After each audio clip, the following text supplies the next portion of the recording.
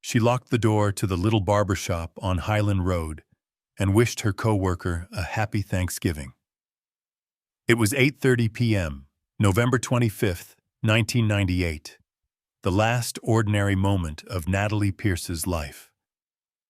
At 8:45, a security camera caught her at a gas station, paying cash, smiling politely, a silver Honda Civic waiting under the flicker of a street lamp. Hours later, that same car was found near Lake Tobesofkee, doors locked, driver's seat pushed back, purse missing. No footprints, no signs of struggle, just silence, and a single tire track fading into the cold Georgia mud. By morning, the town of Macon was awake with panic. Volunteers searched the woods, reporters filled the streets. Her mother kept the porch light burning for weeks, then months, then years, a light that never went out. For 2 decades, there was nothing but questions, and the sound of her name whispered every Thanksgiving. Until 2019, when a forgotten box of evidence revealed black trash bags found years earlier near an old warehouse. Inside them, bone fragments, denim fibers, and a DNA match that reopened one of Georgia's most haunting mysteries. What really happened on Highland Road that night? And why did it take 25 years for the truth to surface? Where are you watching from tonight? Comment your city below. And don't forget to subscribe, follow, and turn on the bell, because every week we bring you the stories where cold cases thaw and the past finally speaks. Macon, Georgia, November 25th, 1998. The night air pressed cold and clear over Highland Road, the kind of November chill that hinted at frost and holidays. In the heart of this quiet southern town, the small barber shop Highland Styles was winding down for Thanksgiving. Light spilled from the storefront windows onto the cracked sidewalk, painting golden rectangles in the dusk. Inside, Natalie Pierce moved with practiced ease, her movements neat and sure as she swept clippings of hair from the floor. The buzz of a fluorescent light overhead hummed, filling the silence. Natalie was 22, with a cascade of chestnut hair pinned up for work, and a smile she wore for customers and coworkers alike. She was the last to leave tonight. The shop's closer, and her favorite time was always this quiet, final half hour. Her coworker, pulling on her own coat, offered a wave and a well-wish for the holiday. Natalie smiled back, brushing a strand of hair from her cheek. "I better get home. Ethan's waiting for dinner," she said. Her voice light, if a bit tired. She gathered her things, a faded denim jacket, a well-loved brown leather purse, keys jingling. The familiar routine brought comfort, a rhythm she could rely on even when other parts of her life felt uncertain. The streets outside were nearly empty. Streetlights cast long shadows, and the faint scent of pine drifted on the breeze from the edge of town. Natalie walked briskly to her car, a silver Honda Civic parked beneath a flickering lamp. As she slid into the driver's seat, she paused, glancing down Highland Road. Just an ordinary night, or so it seemed. She drove to a nearby gas station, a routine stop before heading home. The security camera, set high in a yellowed plastic dome, captured her at 8:45 p.m. She paid cash, careful as always, and glanced toward the parking lot with a subtle wariness, a habit she'd picked up lately, though she never would have admitted it. The clerk, a local high school kid, remembered her cheerful nod, the way she waved as she stepped back into the night. What the camera couldn't see was the unease that sometimes flickered in Natalie's eyes. The pressure to be home on time, the worry about saying the wrong thing, the tightrope walk of keeping the peace in a house where silence was too often used as a weapon.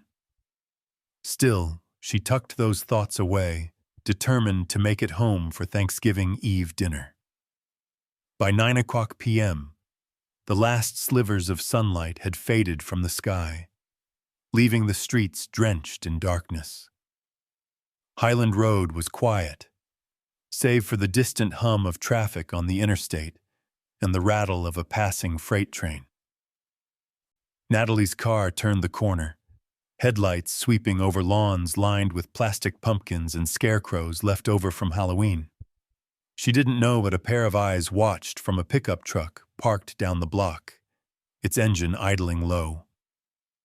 She didn't see the shape that lingered by the payphone at the edge of the gas station lot, or the way the figure melted into the darkness as her car passed by.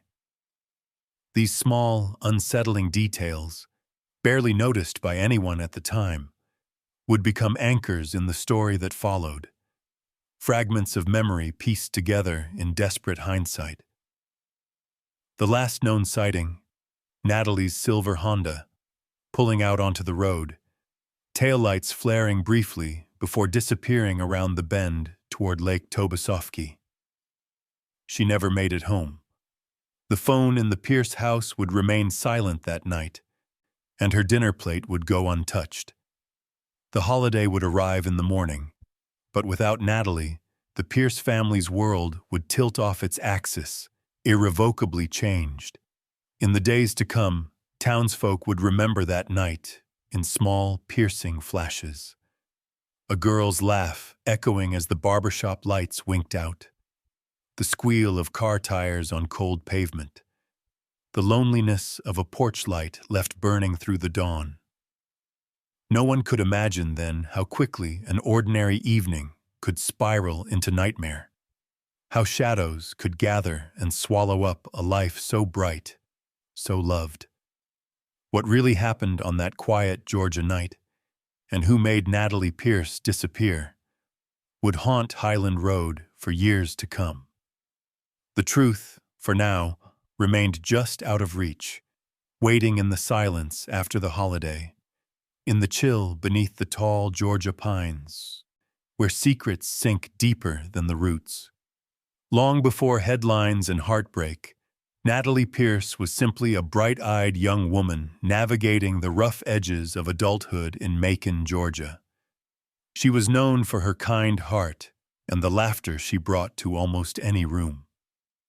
Friends remembered her as the one who never turned down a stray animal, the first to volunteer at the church bake sale, and the last to leave a friend's side in times of trouble. She lived for small joys, afternoons spent walking her rescued mutt along the Ocmulgee River, impromptu movie nights, and early morning pancakes at her mother's kitchen table. In the spring of 1997, she met Ethan Pierce, a local mechanic who worked at a repair shop on Riverside Drive. Ethan was 26, a few years older, with rough hands and a serious gaze that softened only rarely. To many in town, Ethan seemed dependable, the kind of man who could fix anything with an engine and didn't say more than he had to. Customers trusted him with their cars, his boss praised his skill, and his coworkers described him as solid, if sometimes brooding. Their courtship was quick, fueled by youth and the push-pull of hope and longing for stability. Natalie's friends noticed how quickly she fell for Ethan, how she spoke of his quiet steadiness, his loyalty, the security he promised. The wedding came that summer, a modest affair held in the shade of her mother's backyard, sunflowers arranged in jelly jars, the scent of barbecue drifting on warm air. For a moment, all seemed well. Natalie glowed in her white dress, and Ethan, in his pressed shirt and borrowed tie, managed a rare, genuine smile. Guests toasted the happy couple and wished them years of peace. Yet beneath the celebration, unease lingered. Natalie's mother, Marilyn Pierce, had seen more than she let on.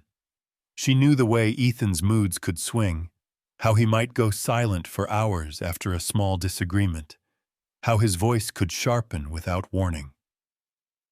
There were times when Marilyn caught Natalie glancing nervously at the clock, rushing to call or send a message if she was running late.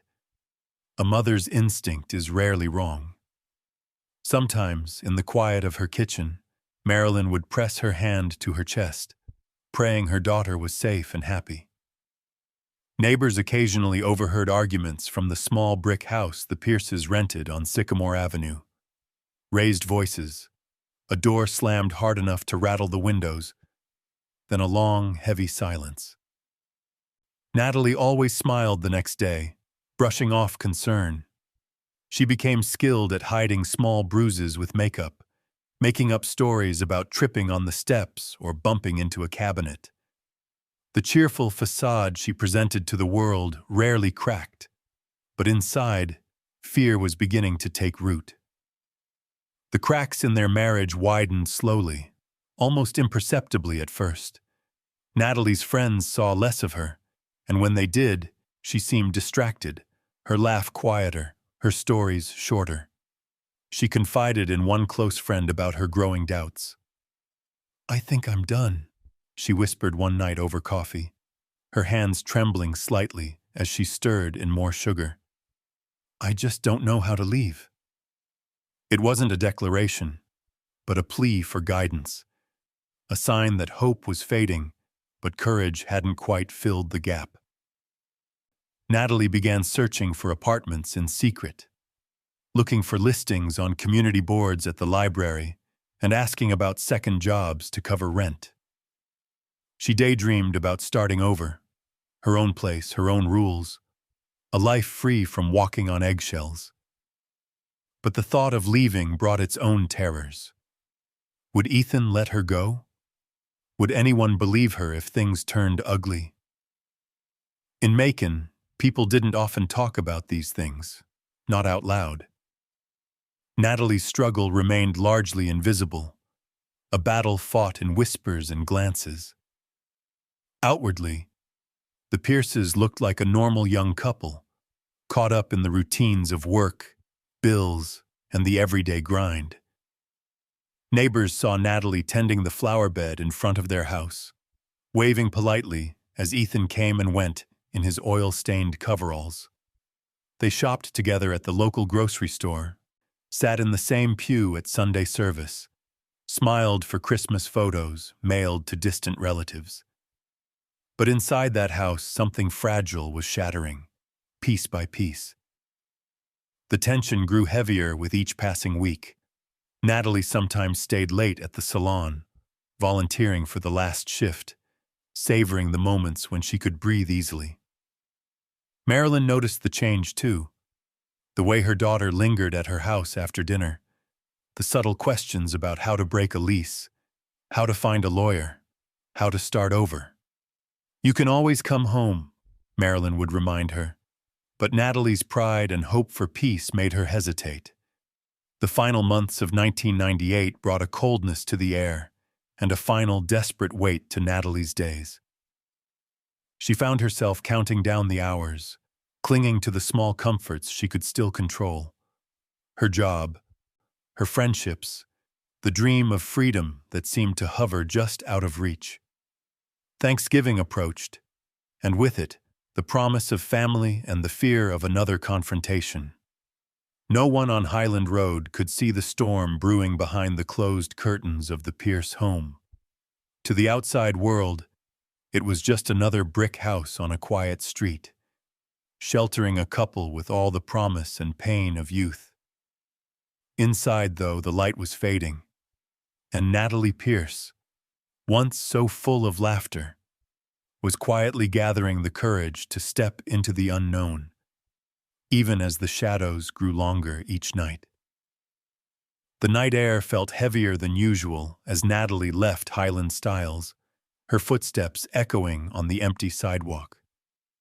The glow of shop lights faded behind her, replaced by the pale shimmer of the gas station's fluorescent bulbs a block away.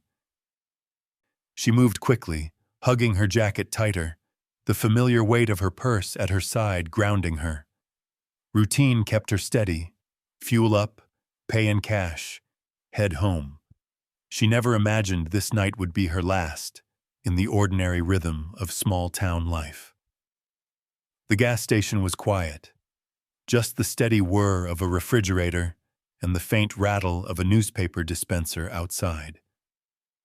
Natalie's face appeared for a brief, fleeting moment on the grainy security tape, glancing back at the lot, polite but distracted, as if the world had narrowed to a single point of focus.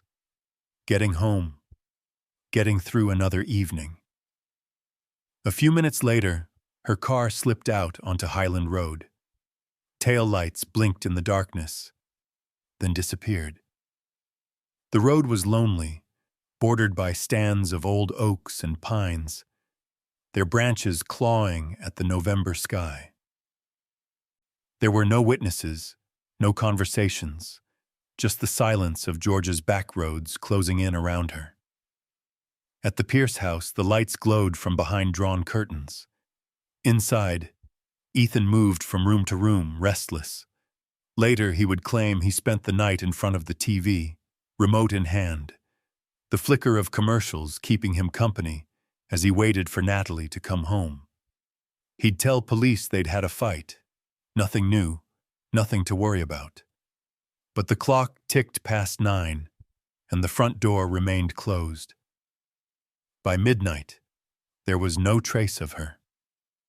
When morning came, Macon streets filled with the anticipation of Thanksgiving, the scent of pies and roasting turkeys, families gathering, children running beneath crisp autumn leaves. But the Pierce house was different. Its windows stayed shuttered, its driveway empty. A tension hummed in the air, the first thread of fear beginning to unravel. Ethan's arrival at the Macon Police Department came before the sun had burned away the morning fog. He walked in with the air of someone carrying a burden, his story clipped and direct. "My wife's gone," he told the officer at the desk. "We had an argument. She might have gone to her mom's." His eyes flicked downward as he spoke, his jaw set tight. Paperwork was filled out, notes taken, the routine motions of a missing persons report. Meanwhile, Marilyn Pierce sat at her kitchen table, worry gnawing at her. The phone had been silent all night. No call from Natalie. No word at all. It wasn't like her daughter to vanish, not without a sign, not with a holiday looming. She tried to dismiss the worst possibilities, clinging to the hope that Natalie was just taking space, clearing her head after another long night. The day dragged on. Marilyn called friends, neighbors, anyone who might have seen Natalie. No one had. The silence grew louder, pressing in on her with each unanswered ring. By the afternoon, a patrol car rolled through town, its radio crackling with updates. Natalie's silver Honda Civic had been found near Lake Tobesofkee, 4 miles from home, a tranquil, wooded spot known to locals as a place for fishing and quiet reflection. The car was locked, parked neatly at the edge of the gravel lot. The driver's seat was pushed back farther than Natalie would have ever set it. Her purse was missing. There was no blood, no sign of struggle. The ground near the car was undisturbed, pine needles blanketing the soil, hiding whatever secrets might have lingered there. A fisherman sitting at the dock told officers he'd seen a dark pickup truck leave the area around 9:30 p.m. the night before. He couldn't make out the driver, couldn't recall the license plate, just the memory of headlights bouncing across the lake and the echo of tires crunching gravel as the vehicle disappeared into the night.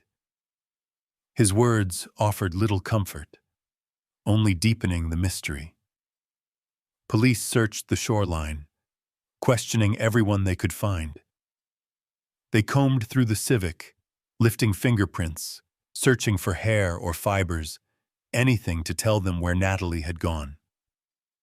But the car gave up no answers, only more questions.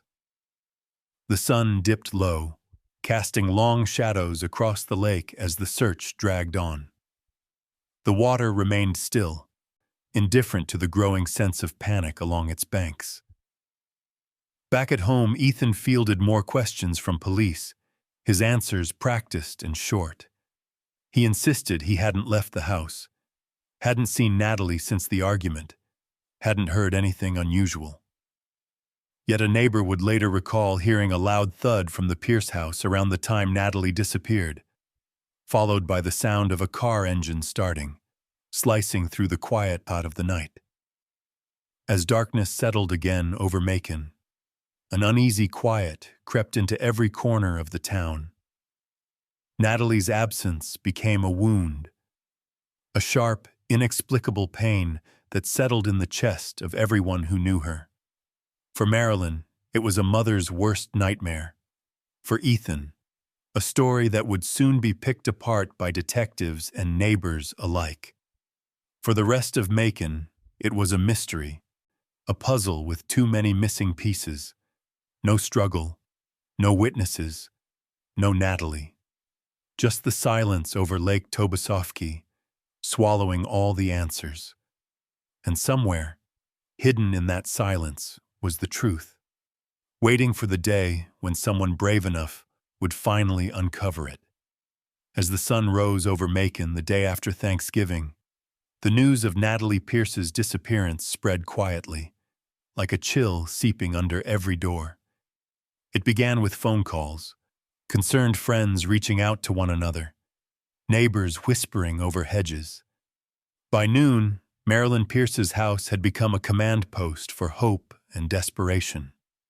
The front porch, once a quiet place for coffee and gentle conversation, now overflowed with the shuffle of feet, the murmur of worried voices, and the flutter of paper as Marilyn clung to the only thing she could do: fight for her daughter.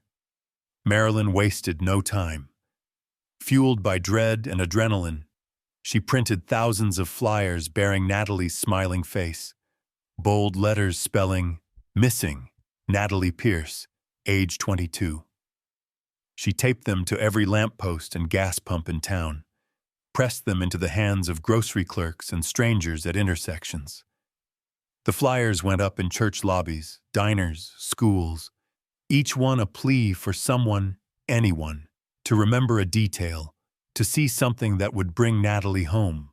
Local television stations soon caught wind of the story. Anchors interrupted their usual segments on holiday sales and football scores to show Natalie's picture, her kind eyes and open smile filling living rooms across the county. Volunteers poured in, forming search parties with an urgency that matched Marilyn's desperation. They combed through woods, swept the banks of Lake Tobesofkee, poked sticks into drainage pipes and culverts, called Natalie's name into empty fields. Hope flickered with each new search, every small sound in the brush, but always faded back into silence. Night after night, Marilyn sat by her window, a lamp burning on the porch like a beacon. She barely slept. Each passing car, each crunch of gravel outside, made her heart leap with the wild hope that Natalie was coming home. The hours stretched, the days blurred, and the waiting became its own kind of torment, a space where memories replayed and every unanswered question grew heavier. Reporters gathered outside, their vans clogging the street, their questions pointed and persistent. Did Natalie have enemies? Was there any trouble at home? What about her marriage? The words stung, but Marilyn answered as best she could, never wavering in her certainty. She loved life. She wouldn't just leave. The truth was carved deep into her bones, deeper than doubt or fear. She repeated it to anyone who would listen, her faith unwavering even as days slipped by with no sign, no call, no clue. Inside the Pierce house, Natalie's presence lingered like a scent. Her room remained untouched, the bed neatly made, her favorite sweater folded on the chair. Family and friends gathered around Marilyn, offering casseroles and quiet company, but there was no easing the ache that had taken root in her chest. At night, Marilyn would wander the hallway, her fingers trailing along family photos, the silence in the house thick and suffocating. Macon, a town used to the rhythms of daily life and the comfort of knowing everyone's business, was rocked to its core. The community had always felt safe, insulated by familiarity. But now, with Natalie's disappearance, the illusion was shattered. Parents kept their children closer, doors were locked earlier, and the usual small-town gossip gave way to fearful speculation. What had happened to Natalie Pierce? Who could have done such a thing, right in their own backyard? As days became weeks, the search continued. Divers swept the lake again and again, police dogs scoured the woods, and volunteers traced Natalie's last known steps. Every discarded item, a scrap of cloth, a broken bracelet, a stray receipt, was scrutinized and bagged as evidence, but no trace of Natalie was ever found. No single clue to piece together her final moments. Each false lead felt like a fresh wound, reopening the ache that had never really healed. Through it all, Marilyn refused to let her daughter become just another missing person. She called in favors, begged detectives not to give up, and kept Natalie's face in the public eye. Thanksgiving passed, and then Christmas. Each holiday marked by an empty chair at the table and the unspoken grief that hovered over every meal. Marilyn's faith never wavered, but the waiting wore her thin. A mother's love stretched to its limits, yet still unbroken. In every corner of Macon, Natalie's absence was felt. Her friends carried her memory, haunted by dreams where she walked back into their lives with that same easy smile. The barbershop where she'd worked grew quieter. The regulars no longer lingered over gossip, too aware of the shadow hanging over the town. At the lake, fishermen cast their lines in silence, unwilling to speak of the tragedy that had settled over the water. The investigation stalled, the leads dried up, but Marilyn's resolve never did. She kept the porch light burning every night, a silent vigil for a daughter lost to shadows. The entire town waited alongside her, knowing in their hearts that something terrible had happened, that safety was more fragile than they'd ever imagined. In the end, all that remained was the waiting, the hollow ache of hope, the weight of heartbreak, and the relentless question that would echo through Macon for years to come. The sense of unease that swept through Macon in the wake of Natalie's disappearance soon gave way to the relentless machinery of investigation. The police set up their command post in the conference room at the station, walls covered with maps, timelines, and photographs. Detectives worked around the clock, determined not to let Natalie Pierce become just another cold case lost to dust and memory. The process began with the building of a timeline, every minute of Natalie's last evening accounted for, every possible witness contacted, every detail scrutinized. At 8:30 p.m., she left the salon. At 8:45 p.m., she appeared on the gas station security footage, her expression unreadable under the harsh lights. At 9:30 p.m., a dark pickup truck was spotted leaving the remote parking area by Lake Tobesofkee, just 4 miles from her home. That hour in between was the chasm where Natalie had vanished. Detectives knocked on doors up and down Highland Road, canvassed gas stations and strip malls, visited Natalie's friends and coworkers. They questioned volunteers who'd joined the search, pressed local business owners for security footage, and rechecked the ground near the lake for anything that might have been missed. Every scrap of information was fed into the growing file, every possible connection examined. But suspicion quickly circled back to Ethan Pierce, the missing woman's husband. He had presented himself at the station early, reporting Natalie's absence, but the calm, almost distant demeanor he wore unnerved the officers. He repeated the same story. They had argued, she'd left angry, and maybe she'd gone to her mother's. But Marilyn Pierce insisted she'd received no call, and she knew her daughter wouldn't simply vanish without a word, especially on Thanksgiving Eve. Neighbors provided their own puzzle pieces. One recalled hearing a loud thud from the Pierce house sometime after 8:30 that night, followed by the unmistakable sound of a car engine turning over in the darkness. The details were hazy, the mind playing tricks after days of tension and rumors, but investigators logged every note. The neighbor's recollection contradicted Ethan's claim that he'd been home, alone, watching TV. As the days wore on, detectives delved deeper into the Pierces' marriage. They spoke with Natalie's friends and coworkers, learning of the arguments, the bruises, the stories about tripping on steps or bumping into doors. They found the traces of Natalie's quiet preparations to leave, the notes about apartments, the careful questions about lawyers, the secret savings account. And then, the most chilling discovery, weeks before she vanished, Natalie had filed for a temporary restraining order against Ethan. The request had been withdrawn just 7 days later. The paperwork was still in the system, a silent testament to her fear and her uncertainty. But for all the unease and suspicion, the investigation foundered on the shoals of evidence. The Civic, when examined by forensics teams, yielded nothing conclusive.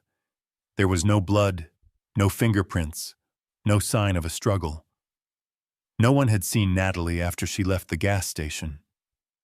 The parking lot at the lake was barren of security cameras, and the fisherman who reported the dark pickup could offer no more than a fleeting impression, a shadow in the night. A vehicle he'd seen 100 times before, passing unnoticed. Days became weeks. Detectives pursued every lead, running down rumors, following up on anonymous tips, chasing phantoms through the fields and forests around Macon. They examined every inch of Ethan's home and workplace, searching for signs of violence, any evidence that might link him to Natalie's disappearance. But the trail was cold. There were no incriminating texts, no weapon, no clothing left behind. The only certainty was the void Natalie had left. For Marilyn, the lack of answers became a second agony.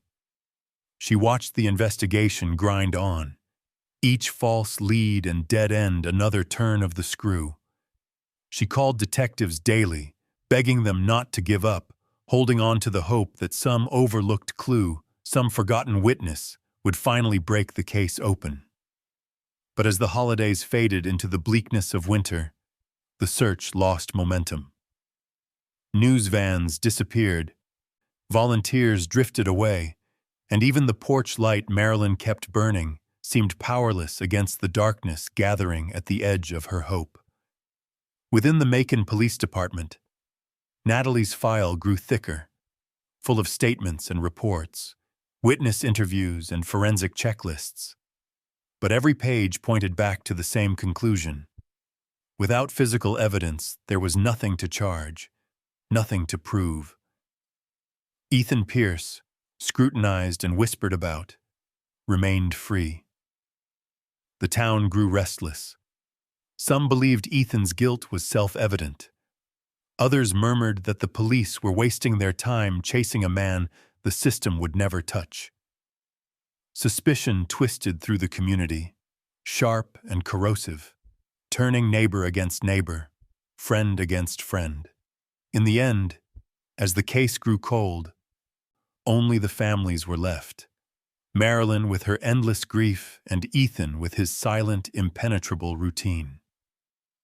Natalie's face faded from the news, The flyers curled and yellowed in the rain, and the search parties stopped gathering by the lake. In Macon, Thanksgiving would come and go year after year, each season marked by the absence of one young woman, the memory of her smile a ghost at every gathering. The unanswered prayers clung to the air, and the story of Highland Road became just another unsolved riddle buried in the files, waiting, silent, for the day when the truth might finally rise to the surface.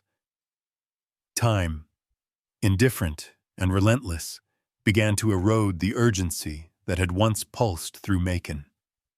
The posters with Natalie's face weathered and torn, the edges curling and colors fading until only ghosts of her smile lingered on bulletin boards and telephone poles. Her disappearance became a story retold in quiet voices, a cautionary tale whispered among families as the years stretched on, each season carving a deeper hollow in Marilyn Pierce's life.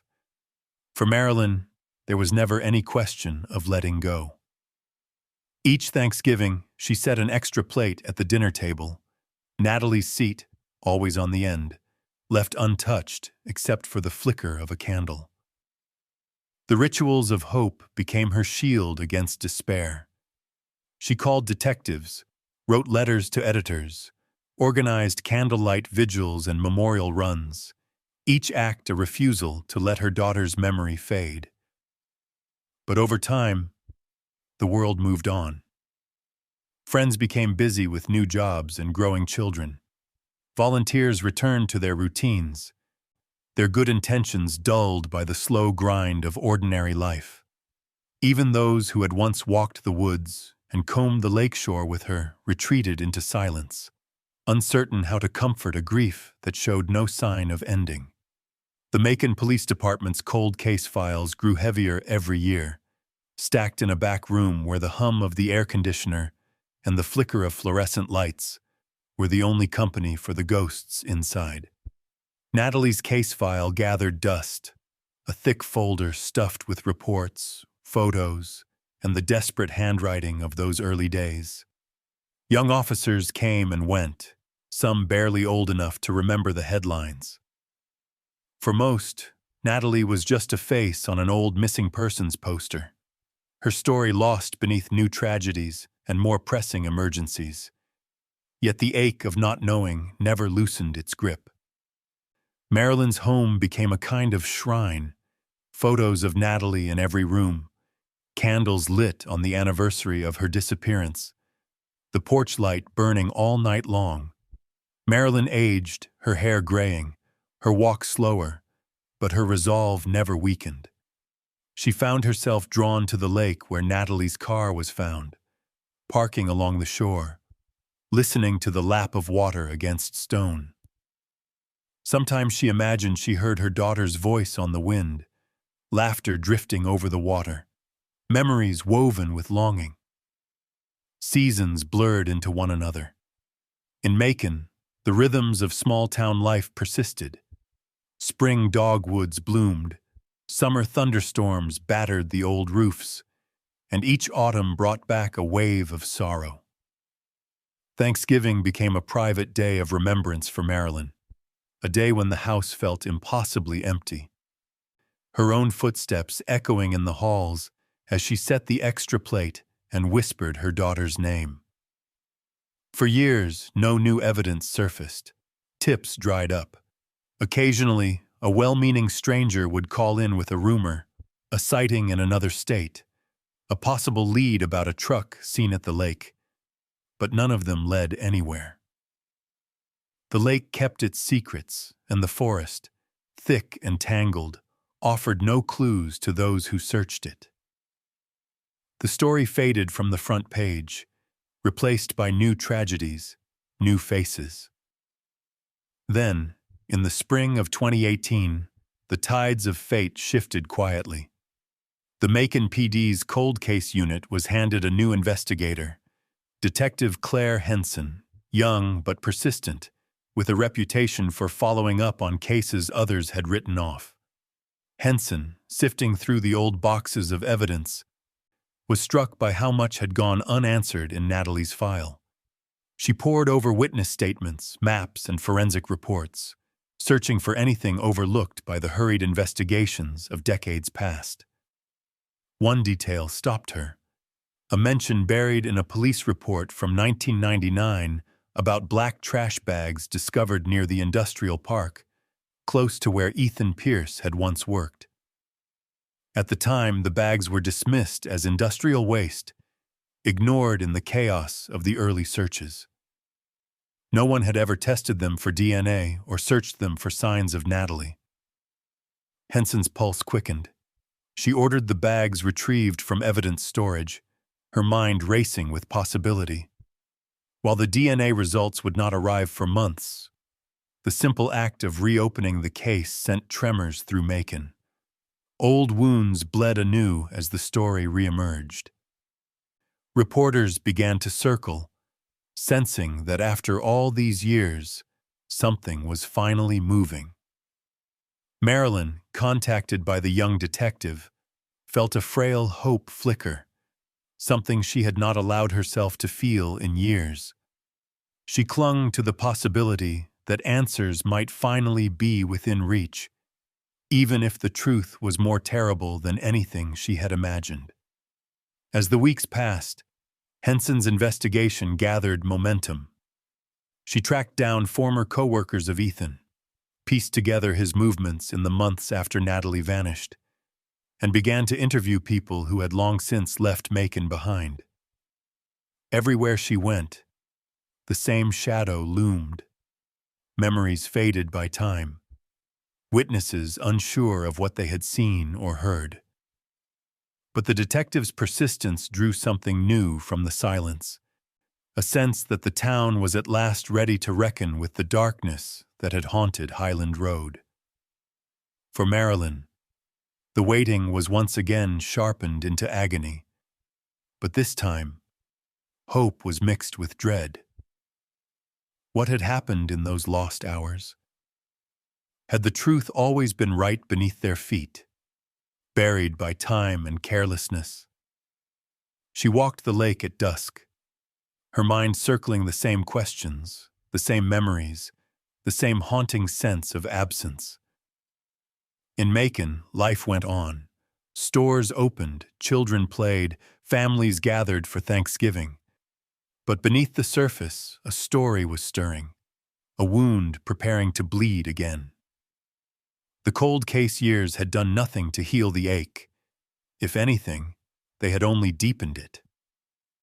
And now, as Detective Henson pressed forward, everyone waited for the day when the silence might finally give way to truth.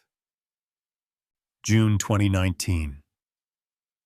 The Georgia summer pressed thick and heavy, yet inside the sterile, fluorescent-lit corridors of the Macon Police Department, something electric had shifted. Detective Claire Henson stood by the evidence locker, her eyes fixed on a row of old, black trash bags. The labels had yellowed. The tape sealing them had grown brittle with time. When she ordered them tested, she hadn't dared hope for more than another disappointment. Cold cases rarely warmed, but this time, the past wasn't finished speaking. The DNA analysis took weeks, a process painstaking and silent, with each day adding another coil to the tension in Henson's chest. She read the results in her car, parked outside the station beneath a sky bruised with rain clouds. Her hands trembled as she scanned the printout. Inside those bags were traces of Natalie Pierce. Tiny bone fragments, impossibly fragile, marked with the genetic signature of the young woman whose face had haunted missing person posters for 2 decades. There were also fibers from a light denim jacket, so similar to the one Natalie wore the night she vanished, now irrevocably connected to her fate. The dump site was just 500 meters from the place Ethan Pierce once punched a time card, day after day, at the industrial park's echoing workshops. It was a place the investigators had overlooked in those desperate first days, distracted by the urgency of the lake. the endless calls, the grief and fear that swept the town. In retrospect, it seemed obvious, but hindsight offered no comfort, only regret. The evidence, at last, was undeniable. The story that had grown cold and distant was suddenly searing again, burning through the haze of time.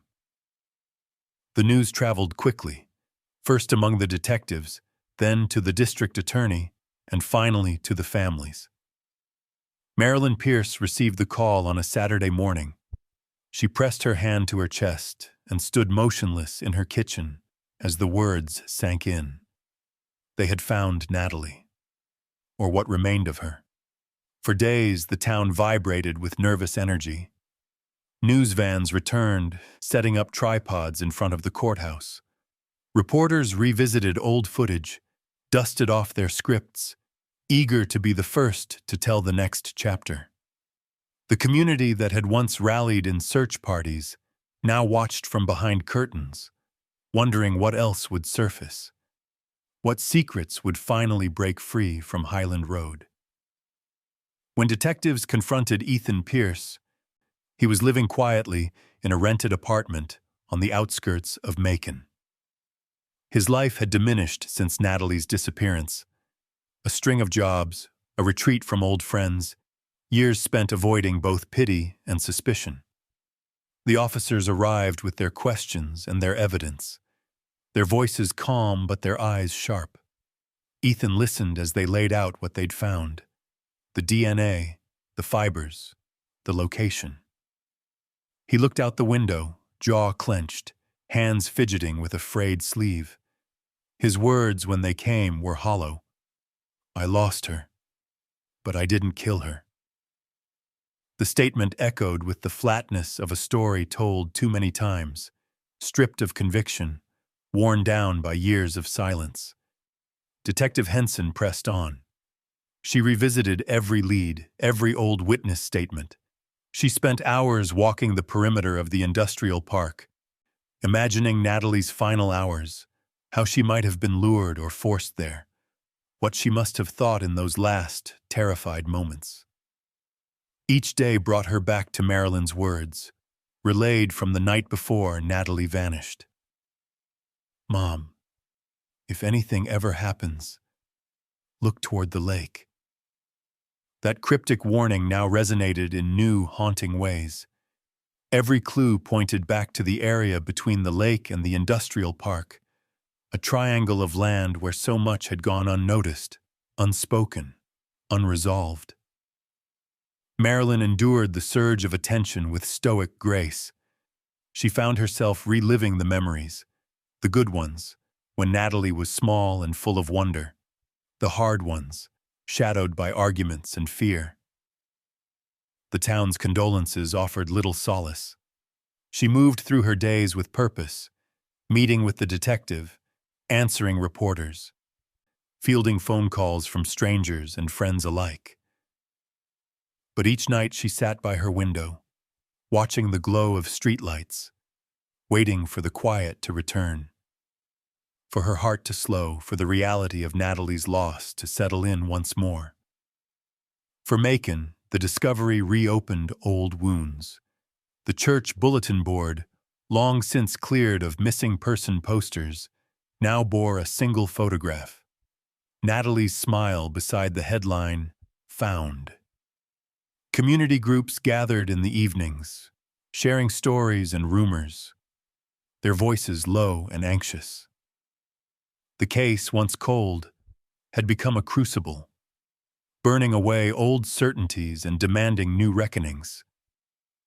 As the summer deepened and the investigation neared its climax, the question shifted from whether Natalie was gone to how it had happened, and most painfully, why no one had seen what was right in front of them. The evidence was a chorus now, loud and relentless, forcing the town, the police, and the Pierce family to confront the shadows that had lingered for 20 years. The truth, always just beyond reach, was suddenly, finally, at the door. By the winter of 2024, the case that had haunted Macon for more than 2 decades exploded back into the public eye. Headlines screamed, "The Highland Road Murder," and Natalie Pierce's name, once whispered in kitchens and church pews, was spoken aloud by anchors, attorneys, and townsfolk alike. The courthouse, an old brick building surrounded by sycamore trees, became the center of a story that felt too painful and too familiar. Everyone, it seemed, had an opinion about Ethan Pierce and what had happened to Natalie on that cold night so many years before. The prosecution's case rested heavily on the science that the years had made possible. DNA from the black trash bags, the tiny bone fragments, the telltale denim fibers, all woven together by expert witnesses. They charted a story for the jury. Natalie had left her job, stopped for gas, and then vanished forever, her remains found almost within sight of her husband's former workplace. They called neighbors who remembered screams and strange sounds, old friends who remembered Natalie's fear, and specialists who spoke of the cycle of violence behind closed doors. The image painted was grim and unrelenting. A young woman caught in the snare of a relationship that had become a trap. Yet as the trial wore on, cracks appeared in the seamless story. The defense was quick to pounce. There was no blood at the scene, no murder weapon, no eyewitness who could place Ethan at the lake or the industrial park that night. The years had blurred memories and eroded evidence. No forensic link tied Ethan directly to the act itself. The home, searched again and again, yielded nothing. Friends described him as cold and distant, but the law demanded more than suspicion. His attorney pointed out how easily fibers could transfer, how unreliable memory became after so many years, how no camera had captured the crime and no hand had been caught in the act. Doubt crept into the courtroom, whispering at the edges of every argument. Marilyn sat each day in the front row, clutching a white handkerchief, her grief etched deep into her face. The world watched as she listened to testimony about her daughter's final moments, the private pain laid bare for strangers to pick apart. She was a silent anchor, the unwavering heart of a case that had become so much more than a single crime. Reporters wrote about her composure, the quiet way she held herself together while the past was exhumed in front of her. Every detail, every rumor, every what-if. Her presence was a reminder. Natalie was not just a victim or a piece of evidence, but a daughter loved fiercely and lost too soon. The trial stretched on, each day more exhausting than the last. Jurors scribbled notes, fidgeted in their seats, weighed testimony from experts who spoke in jargon and neighbors who fumbled for memories. The town became divided, some convinced of Ethan's guilt, others wary of the gaps in the evidence, the uncertainties that seemed to grow larger the more they were examined. Macon's nights filled with talk, at diners, in grocery store aisles, on back porches, each person carrying their own burden of fear and doubt.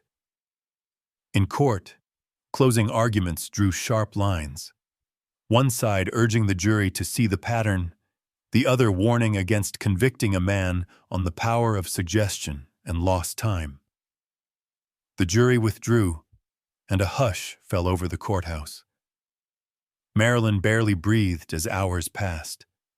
When the jurors finally returned, their faces were unreadable, their footsteps echoing across the linoleum. The foreperson spoke, "Not guilty." The words landed like a blow, the courtroom stunned into silence. Ethan's face was a mask, relief, sorrow, exhaustion all at once, unreadable to those who had studied his every move.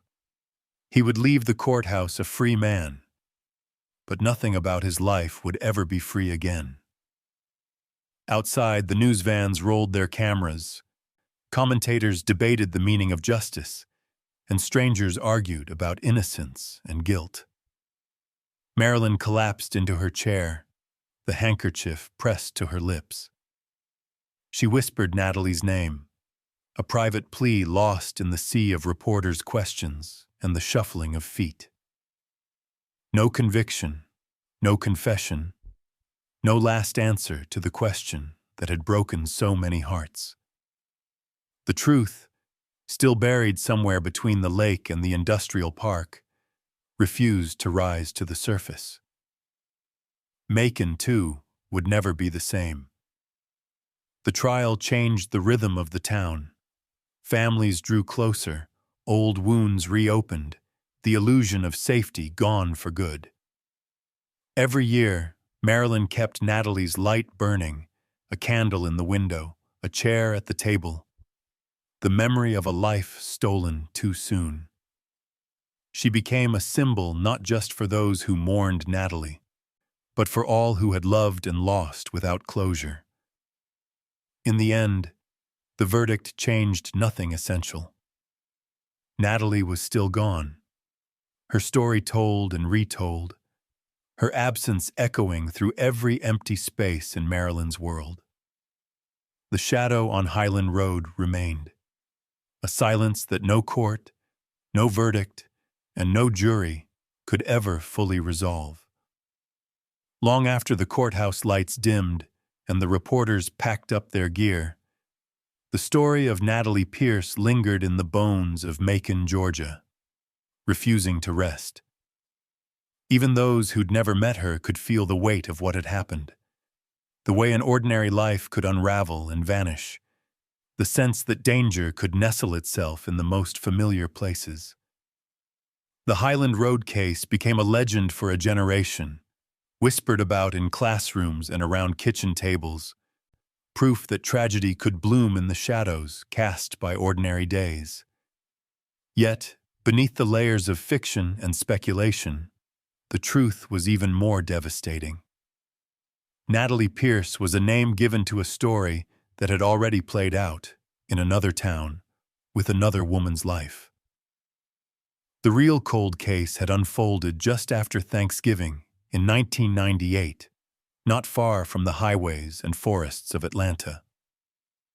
Melissa Patton, later known as Melissa Wolfenbarger, was a daughter and a wife, her laughter remembered by friends, her kindness cherished by family. She vanished one night, the details eerily familiar: a final phone call, a car left abandoned, a chilling silence where a future should have been. In the months that followed, as hope faded and suspicion grew, the search for Melissa twisted through the hills and back roads of Georgia. Her mother, Norma Patton, became an icon of steadfast love and sorrow, organizing vigils, never allowing her daughter's face to disappear from public view. The investigation struggled under the weight of missing evidence and the limits of forensic science at the time. The story became a fixture in local news, each detail pored over, each rumor given new life by the aching need for answers. When Melissa's remains were discovered, hidden in black garbage bags near her husband's workplace, the horror deepened. The clues, fragments of bone, a faded scrap of clothing, a location close to home, matched the fears that had haunted her family since the night she disappeared. The city reeled with shock. Neighbors revisited every memory, searching for something they might have missed, some sign or warning. For years, the mystery festered in the silence left behind. Each new Thanksgiving, a wound reopened. Time moved on, but the case refused to fade. Melissa's name surfaced in television specials, podcasts, and articles, her story a touchstone for true crime followers and advocates for the missing. Norma Patton, undiminished by heartbreak, pressed for justice year after year. She became a presence at conferences and support groups, her voice clear and determined. "Remember them," she would say. "Don't let the world forget." It would be more than 2 decades before the law caught up to the secrets Melissa's case had held. In the age of DNA breakthroughs, cold cases found new hope.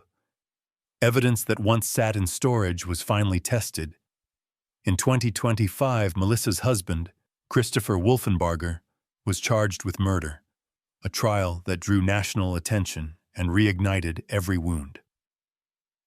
The prosecution built their argument from scraps and memories, a mosaic of science and sorrow. The defense attacked the gaps, the time lost, the lack of direct evidence. In the end, a jury acquitted him. The verdict was a gut punch for those who had waited so long.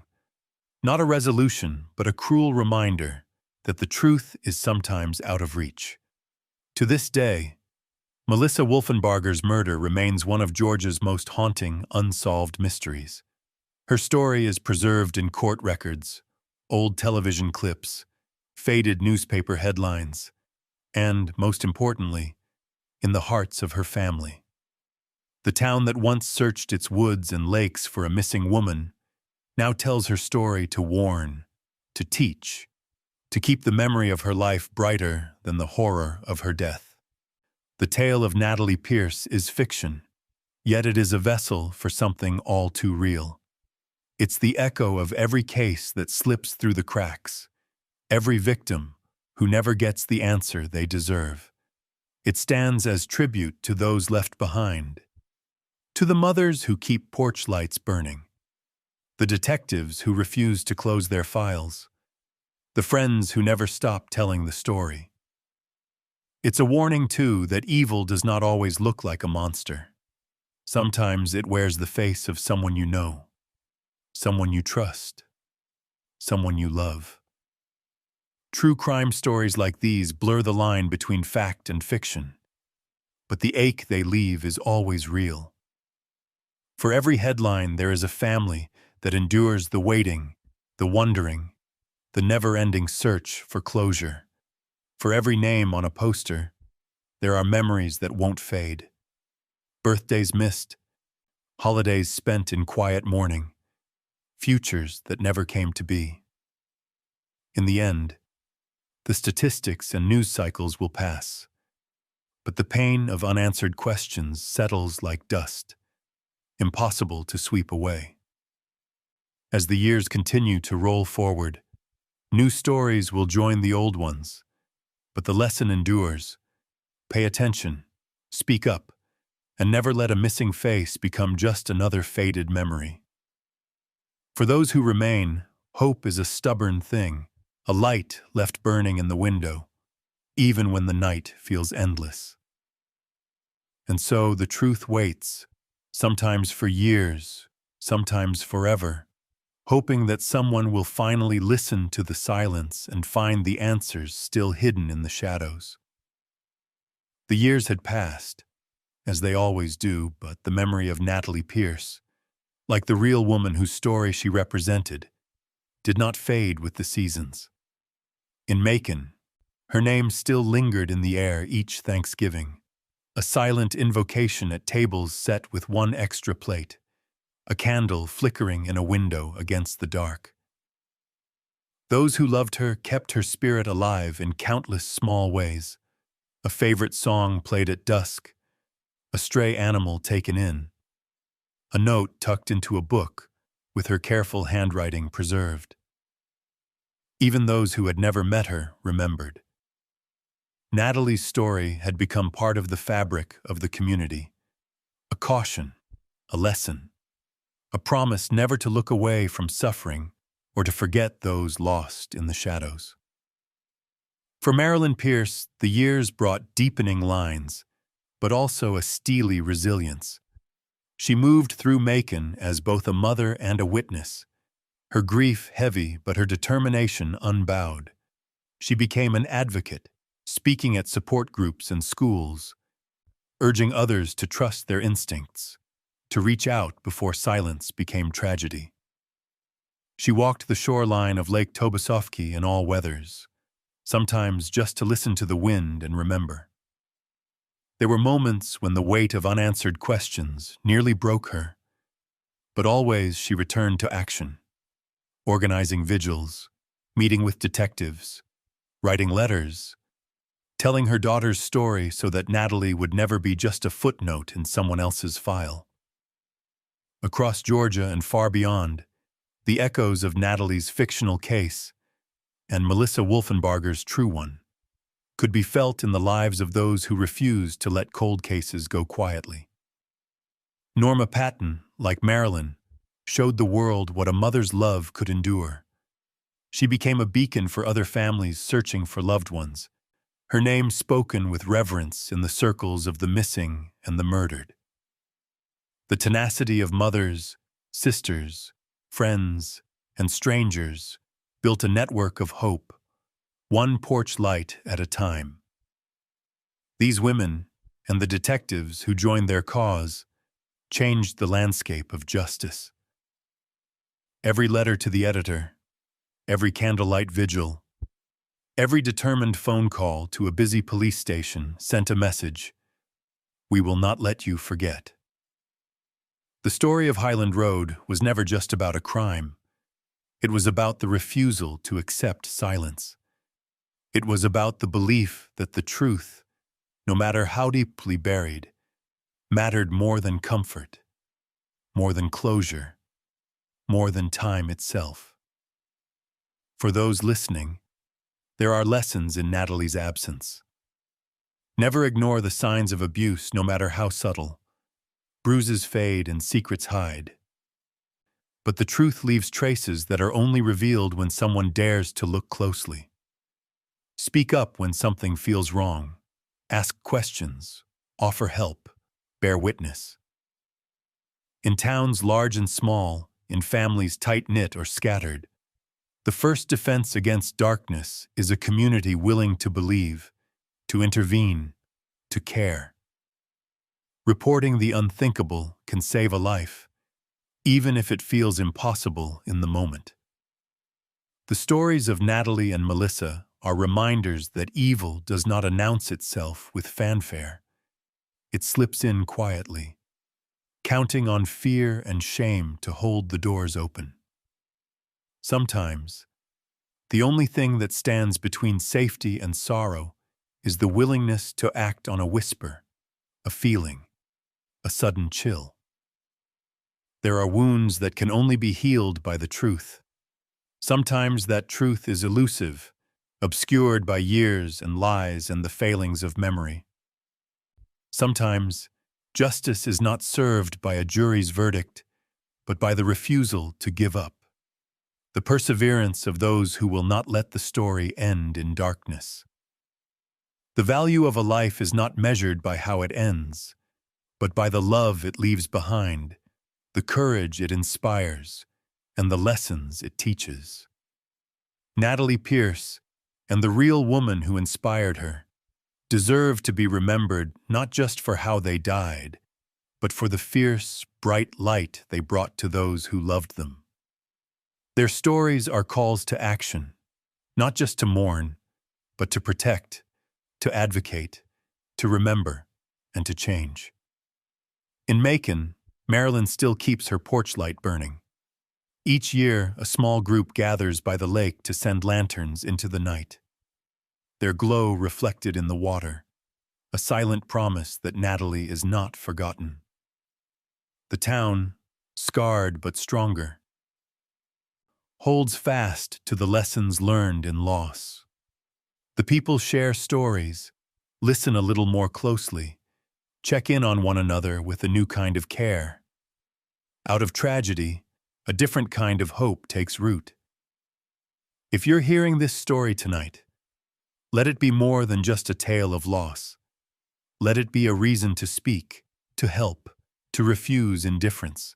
Subscribe, share, and keep the light alive for all those still waiting in the dark. In every town, there are shadows, stories half told, voices nearly silenced. Sometimes the smallest act can be enough to keep the darkness at bay. So as the candles burn and the names are spoken, remember this: the greatest tribute to those we have lost is to make sure that no one else is left alone in the shadows.